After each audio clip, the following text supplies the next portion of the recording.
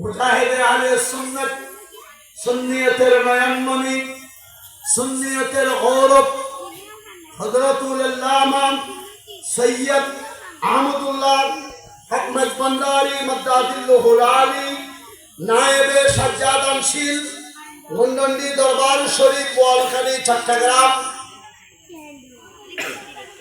এতে আজকের বিশেষ বক্তা মৌলানা মাহফুজুল হক আল কাদরি, খতিব সৈয়দ সগীর মোহাম্মদ তালুকদার ভরা জামে মসজিদ।